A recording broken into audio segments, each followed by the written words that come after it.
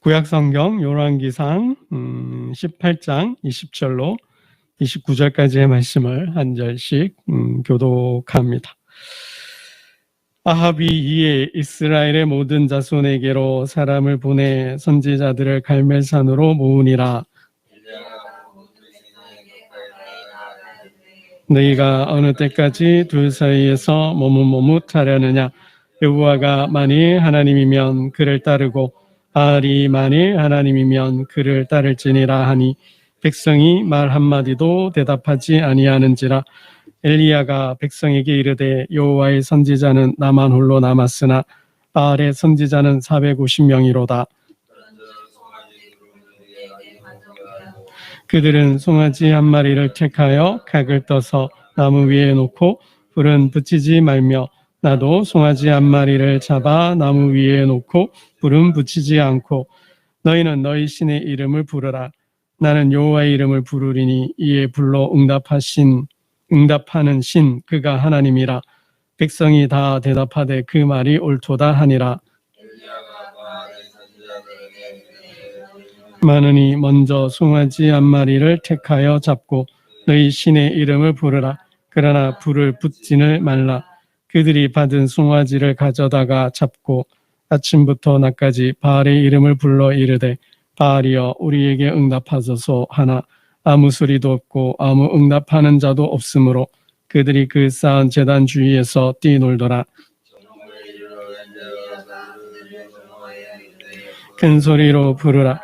그는 신인즉 묵상하고 있는지 그가 잠깐 나갔는지 혹은 그가 길을 행하는지 혹은 그가 잠이 들어서 깨워야 할 것인지 하매 이에 그들이 큰 소리로 부르고 그들의 규례를 따라 피가 흐르기까지 칼과 창으로 그들의 몸을 상하게 하더라.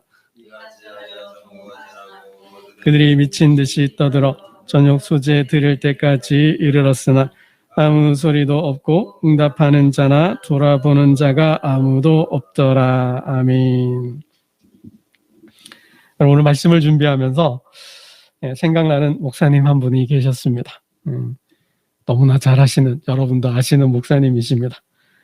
제 영적인 멘토이기도 하고 또 목회 스승이기도 합니다. 누구죠? 박창화 목사님이십니다.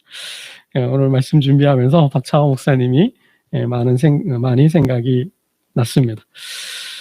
제가 박 목사님을 모실 때 목사님께서 한번 아침 교육자 시간에 무슨 말씀을 하시다가 이런 말씀을 하셨어요.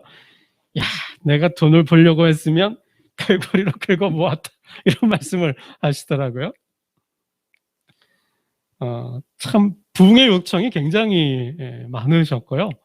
또 한 번은 제가 이제 행정을 보고 있었는데 어떻게 목사님 이름을 아셨는지 강남에 있는 기업인 선교회죠. CBMC라고 하는 강남에 하여튼 기업인 선교회 회장님이 전화를 했어요. 그러면서 목사님 오셔서 말씀 한번 전해주면 좋겠다. 조찬 모임을 하는데 꼭 목사님 모시고 말씀을 듣고 싶다. 몇 번을 전화를 하더라고요. 제가 메모도 남기고 또 뵐 때마다 목사님 강남 기업인 선교회에서 말씀 한번 전해달라고 계속해서 전화 오는데요. 어떡하죠? 됐어. 모른 척해. 없다 그래. 계속 그러면서 안 가시더라고요. 근데 사실 그런데 한번 가면 봉투가 정말 두둑하거든요. 근데 그렇게 고사하시더니 계속 그 회장님도 대단하시더라고요. 포기하지 않고 하루가 멀다고 계속 전화를 하시는 거예요. 목사님 어떡하죠? 계속 전화 오는데요. 그래 알았다 한번 가자 그러시더라고요. 그래 제가 운전해가지고 갔어요. 가서 호텔 강남에 어떤 이름을 잊어먹었네요. 호텔 조찬 모임에서 이제 말씀을 전하시는데 그리고 이제 아침 식사를 하고 나오는데 아니나 다를까 봉투 하나를 주시는 거죠. 저 같으면 낼름 받고 왔을 텐데 그걸 안 받으시고 그냥 오시더라고요. 제가 놀랐어요. 정말 대단하시더라고요. 그 두께로 봤을 때 보통 X가 아니었을 것 같은데 그러니까 제가 거의 이제 은퇴 무렵이시잖아요. 그러니까 그때만 하더라도 목사님의 이름이 높았고 또 그 정도 목회를 하셔서 그런지 하여튼 그렇게 많은 문의와 세도 요청이 있었습니다. 또 한 번은 제가 이제 개인적으로 그런 질문을 한번 드렸어요. 왜 목사님 왜 교회를 건축하지 않으세요? 뭐 돈이 없습니까? 뭐 땅이 없습니까? 성도도 이만큼 뭐 몇천 명이 되는데, 그 주차장에다가 교회를 지으면, 더 교회가 크게 부흥하지 않겠습니까? 그렇게 이제 제가 한번 여쭈었죠. 여러분, 모든 목사님들의 로망이잖아요. 또 모든 교회 로망이지 않습니까? 요즘은 또 어떠한지 모르겠지만은, 목회를 하면, 부흥과 성장을 꿈꾸고 또 부흥하면, 꼭 교회를 지어보고 싶은 그런 마음들이 있잖아요. 아마 좀 그런, 그래서 제가 한번 다들 많은 사람들이, 저뿐만 아니라 많은 사람들이 목사님께 왜 교회를 건축하지 않느냐고 물었으니까요. 저도 그런 얘기를 직간접적으로 듣기도 하고 그래서 한번 제가 개인적으로 직접 한번 여쭈었죠. 여쭈었더니 딱 한마디 하셨어요. 뭐하게? 뭐하게? 그러시더라고요. 그러니까 목사님은 더 교회를 크게 지을 생각이 없으셨어요. 없으셨더라고요. 그냥 지금이 좋다. 그대로 족하다. 그런 말씀이셨습니다. 제가 오늘 말씀을 준비하면서 가만히 이렇게 돌아보면서 목사님 왜 그러셨을까? 왜 교회 개척 목회를 하셨을까? 부교육자들을 훈련시켜서 살림을 떼주는 그런 목회 사역을 하셨을까? 이렇게 생각을 해보니까 유혹이었던 것 같아요. 유혹.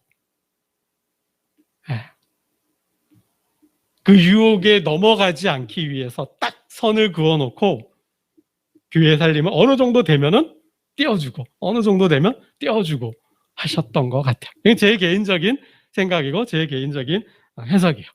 그러니까 욕심, 돈에 대한, 성공에 대한, 출세에 대한, 명예에 대한 그 욕심, 욕망이 있잖아요. 유혹이 있잖아요.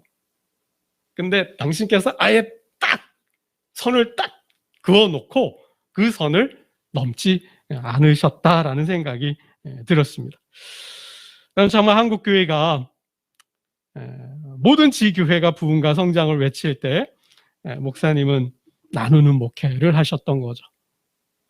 숲을 이루는 목회를 하고 싶으셨다 그래요.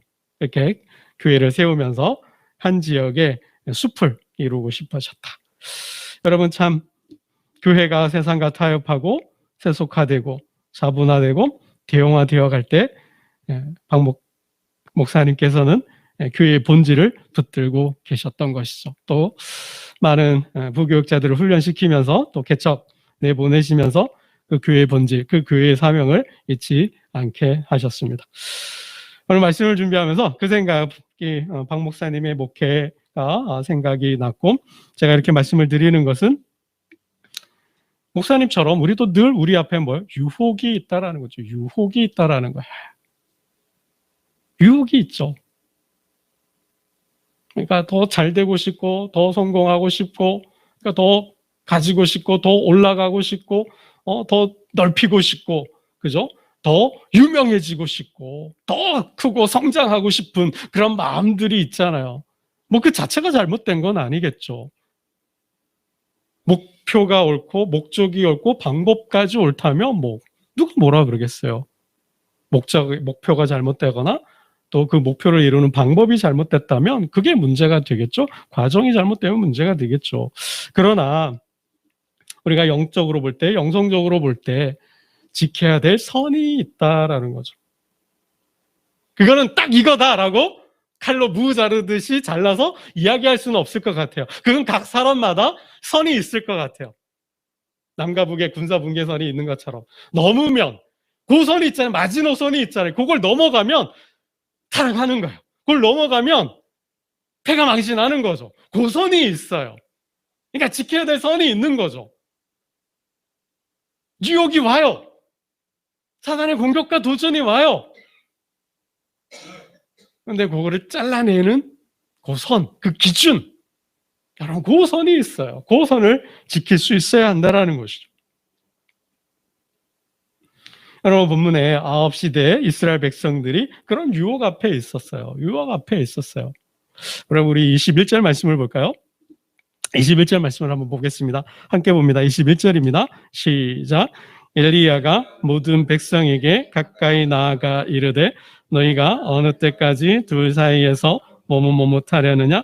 여호와가 만일 하나님이면 그를 따르고 바알이 만일 하나님이면 그를 따를지니라 하니 백성이 한마디도 대답하지 아니하는지라. 여러분 야곱 왕 때 이스라엘 백성들이 하나님과 바알 사이에서 머뭇머뭇했던 거예요. 주저주저한 거예요. 왔다 갔다 한 거예요. 상황에 따라서 형편에 따라서 하나님께도 갔다가 그러니까 이게 혼합신앙이죠. 짬뽕신앙이죠. 이중적 신앙인 거죠. 그러니까 바알과 하나님 사이에서 눈치 보면서 이렇게 왔다 갔다 한 거예요. 그러니까 유혹이죠. 9시대 이스라엘 백성들이 유혹 앞에 있었다라는 거예요. 예. 여러분 솔직히 남이 잘 되는 거 보면 어때요? 우리나라 속담에 그죠? 사촌이 땅을 사면 배 아프다. 남 잘 되는 거 잘 못 봐요, 솔직히. 뭐 우리나라 사람뿐만 아니라 사람이란 속성 자체가 그래요. 왜 그러냐면 이게 자기애가 있기 때문이죠. 사람은 기본적으로 이 자기애가 있어요. 그 자기애가 자기 중심적인 성향이 있는 거죠. 자기 나를 사랑하는 마음이 있는 거죠. 그래서 내가 잘 되기를 원하는 거죠. 근데 내가 잘 돼야 되는데 옆 사람이 친구가 내 옆 가게가 우리 경쟁 기업이 경쟁 나라가 잘 되면 어떻게 해요? 배 아픈 거죠. 싫은 거예요. 질투가 나고 시기가 나는 거죠. 이거는 당연한 마음이에요. 당연한 마음인 거죠. 여러분 정말 뭐 같이 공부했던 사람들이 뭐 동창회를 만났는데 뭐 부차가 되고 그죠? 공부도 못하는 코찔찔이가 그냥 뭐 기업의 회장이 되고 나보다 뭐 공부 못했던 것 같은데 뭐 그죠? 뭐가 돼요? 교수가 되고 뭐 학자가 되고 뭐 시장이 되고 뭐 배지를 달았다 뭐 기업의 상무 뭐 회장 부회장 뭐 됐다 그러면 여러분 솔직히 집에 와서 배 아프잖아요. 그렇지 않은가요? 저도 뭐 어렵고 힘든 시대 교회가 어느 목사님이 교회에 성장하고 부흥한다. 뭐 이렇게 해서 저렇게 했더니 뭐 교회가 부흥했다 말 들으면 저도 배 아프거든요, 솔직히. 여러분 모든 사람이 그런 마음이 있잖아요. 남 잘 되는 거 못 보잖아요. 근데 9시대에 여러분 출세하고 성공하고 부자가 되려면 어떻게 해요? 지금은 그래도 뭐 우리가 뭐 자유민주 시대에 있다니까 뭐 한다 하지만 그래도 누군가가 잘 됐다 부자가 됐다 그러면 뭐요? 한번 뭐 어떤 이 사업 해가지고 부자 됐다 그러니까 뭐 온 동네가 그냥 치킨집 되고 온 동네가 뭐 이런 집 되고 온 동네가 뭐 그렇게 되지 않습니까? 그런 거죠.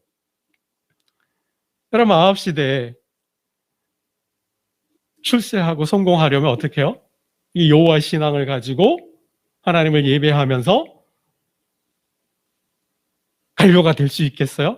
아방의 신하가 될 수 있겠어요? 절대 안 되는 거죠. 그런 시대에 뭐 장사나 사업을 해가지고 뭘 해가지고 부자가 된다라는 거? 여러분 어때요? 이게 쉬운가요? 아니잖아요. 정치는 경제와 결탁되어 있거든요. 여러분 언제나 이거는 권력과 돈은 함께 가는 거잖아요. 죄송합니다. 돈, 권력, 섹스는 이게 함께 가는 거거든요. 예. 이게 부자가 되려고 하더라도 정치인들 뭐 이게 관계 안 맺고 눈치 안 보고 이게 뭐 부자가 될 수 있겠습니까? 이게 안 되는 거거든요. 여러분 그러한 시대에 여호와의 신앙을 지킨다라는 거, 그런 유혹 앞에서 여호와의 신앙을 지킨다는 거 여러분 정말 쉽지 않거든요. 여러분 더군다나 뭐요? 박해를 받는다? 경제적으로 쪼들린다? 경제적으로 핍박과 박해를 받는다? 여러분 정말 어려운 거죠. 견디기, 버티는 게. 여러분 어제인가요? 어제 보니까 재미난 기사가 났어요. 1박 2일이 영양군에서 이렇게 촬영을 했던 것 같아요. 최한경 집사님도 거기에 끄떡끄떡 하는 거 보니 또 아는가 보네. 그러니까 이제 촬영을 하는데 전통시장에서 과자를 샀던 모양이에요. 근데 과자 한 봉지에 7만 원을 불렀다라는 겁니다. 3봉지를 샀는데 그럼 21만 원이잖아요. 과자 3봉지, 전통 과자 3봉지 사고 21만 원.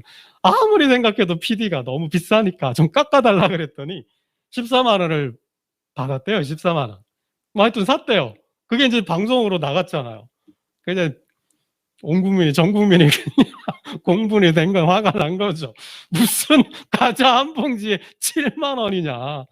결국은 이제 뭐 항의가 빗발치고 폭주하니 이제 결국 영양군에서 대국민 사과도 냈더라고요.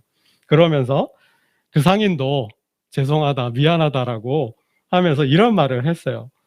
코로나로 인해서 먹고 살기 힘들다 보니 제가 그렇게 했다고, 죄송하다고.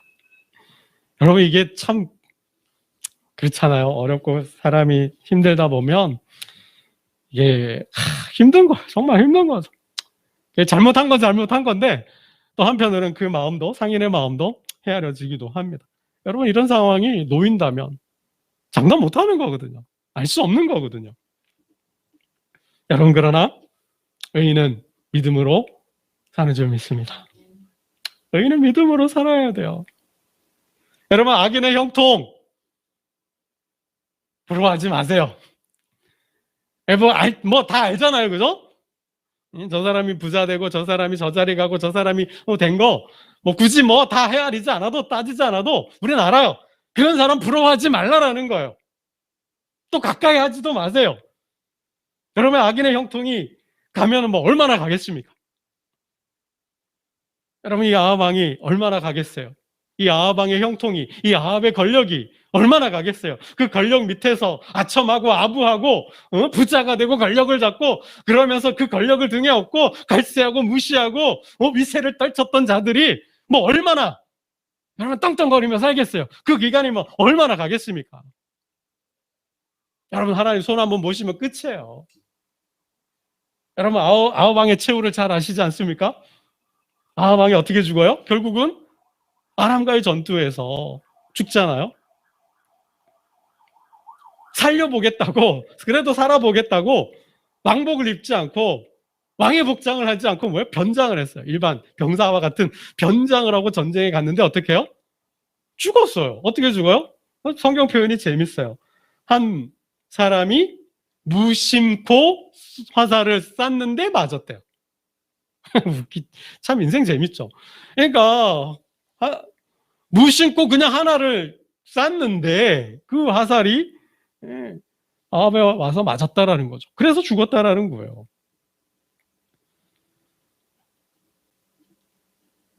여러분, 우리는 새벽에 압살롬의 반역을 우리는 보고 있습니다. 여러분, 악인의 형통이 얼마나 가겠어요? 예루살렘 성을 함락할 때만까지만 해도 압살롬은 기고만장했을 거예요. 이 구테타는 성공했다. 이제 다윗의 나라는, 아버지의 나라는 나의 나라다. 그럼 그렇게 했을 것 같아요. 그러니까 다윗의 후궁도 취하고. 근데 어떻게 해요? 얼마 가지도 못하지 않습니까? 우리가 앞에서 봤지만 시므리가 반역하고 바하사 왕조를 무너뜨리고 자기가 왕이 되려고 했잖아요. 얼마가요? 7일로 끝났어요. 7일로 끝났어요. 여러분, 악의 권력과 악인의 형통은 결코 길지 않다라는 것이죠. 여러분, 우린 그 치하 아래서 악인의 권력과 악인의 형통, 그 악인의 권세 아래서 의인들이 하나님의 백성들이 고통을 당해요. 아파요. 눈물 나요. 배도 아파요.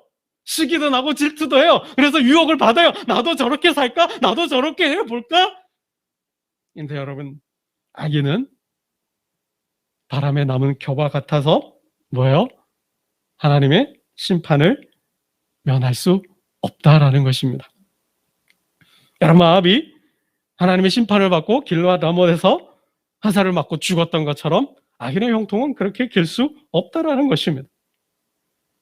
여러분, 요한계시록에 보면, 요한계시록 13장에 보면 바다에서 한 짐승이 올라옵니다.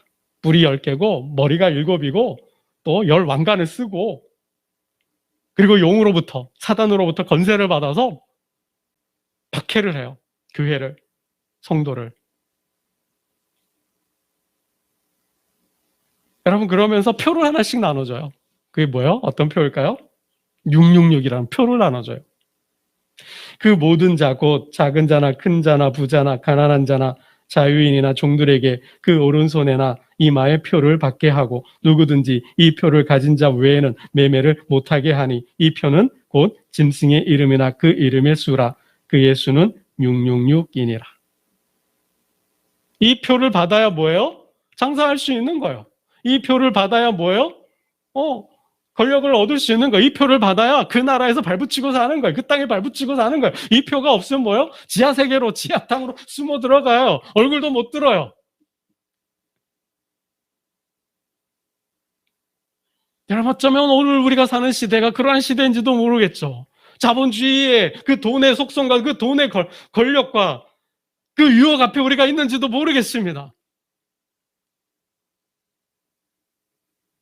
여러분, 계시록을 보면 결국은 뭐예요? 666을 맞을 것인가? 아니면 하나님의 인침을 맞을 것인가? 아합 시대도 똑같다는 거예요. 아합이 우상을 세워놓고 뭐예요? 절하면 살려주는 거예요. 권력도 주는 거예요. 부자도 되게 하는 거예요. 출세도 시켜주는 것이죠. 그러나 만일 우상을 숭배하지 않으면, 절하지 않으면, 예배하지 않으면 죽는 거죠. 여러분, 22절을 볼까요? 22절 엘리야의 고백입니다. 22절 봅니다. 시작. 엘리야가 백성에게 이르되 여호와의 선지자는 나만 홀로 남았으나 바알의 선지자는 450명이로다. 선지자가 몇 명 남았어요? 한 명 남았어요. 누구예요? 엘리야. 엘리야 혼자 남았대요. 나머지는 다 어디 갔을까요? 18장 4절을 한번 보겠습니다. 4절, 18장 4절입니다. 18장 4절을 봅니다. 시작. 이세벨이 여호와의 선지자들을 멸할 때에 오바다가 선지자 100명을 가지고 50명씩 굴에 숨기고 떡과 물을 먹였더라. 이세벨이, 그러니까 아합이 이방 여인 이세벨을 아내로 맞으면서 뭐요? 바알을 들여왔어요. 그러면서 뭐요? 바알 신앙, 우상을 화하면서, 국교화하면서 뭐요? 하나님과 하나님의 백성들을 박해한 거죠. 성전을 무너뜨리고 선지자를 잡아 죽이고. 그러니 백성들은 어떨까요? 못할 수밖에 없는 거죠. 주저할 수밖에 없는 거죠. 여러분, 하박국 선지자가 물었습니다. 악인이 의인을 에워쌌으므로 정의가 굳게 행하여 지민이다. 주께서는 눈이 정결하심으로 악을 참아보지 못하시며 폐역을 참아보지 못하시거늘 어찌하여 거짓된 자들을 방관하시며 악인이 자기보다 의로운 사람을 삼키는데도 잠잠하시나이까. 하나님 지금 뭐하고 계시냐는 거죠. 하나님 지금 어디에 계시냐는 거죠. 그때 하나님 뭐라 하셔요? 하나님께로부터 응답이 들려옵니다. 하박국아, 성도는 의인은 오직 믿음으로 살리라. 여러분, 믿음으로 산다라는 게 뭘까요? 의인과 악인의 차이가 뭘까요? 성경이 말하는, 하나님께서 말씀하시는 의인과 악인의 차이는 뭘까요? 의인은 시냇가에 심기운 나무와 같죠. 그러나 악인은 바람에 나는 겨와 같습니다. 시냇가에 심기운 나무, 말씀에 심기우는 거죠. 그게 복 있는 자잖아요. 그러나 악인은 뭐예요? 악인의 꾀를 쫓으며 죄인의 길을 따르며 오만한 자리에 앉는 자는 거. 그들은 생각하는 것마다 악한 거예요. 어떻게 하면 자기를 높이고 건세를 부리고 유세를 부리고 어떻게 하면 더 많은 본을 볼까? 여기에만 혈안이 되어 있는 사람인 거죠. 여기에만 관심이 있는 것이죠. 남이야 어찌되든 여러분 짓밟고 올라가든 아무 상관이 없다라는 것이죠. 악인들은 심판을 견디지 못하며 죄인들이 의인들의 모임에 들지 못하리라. 여러분, 하박국 선지자에게 주님은 결국 이렇게 말씀을 하십니다. 이 묵시는 정한 때가 있나니 그 종말이 속히 이르겠고 결코 거짓되지 아니하리라. 비록 더딜지라도 기다리라. 지체되지 않고 반드시 응하리라. 하나님께서 심판하신다라는, 하나님께서 악인을 멸하신다라는 것입니다. 이 이야기를 듣고 하박국은 이렇게 하나님께 외칩니다. 여호와여, 주는 주의 일을 이 수년 내에 부응하게 하옵소서.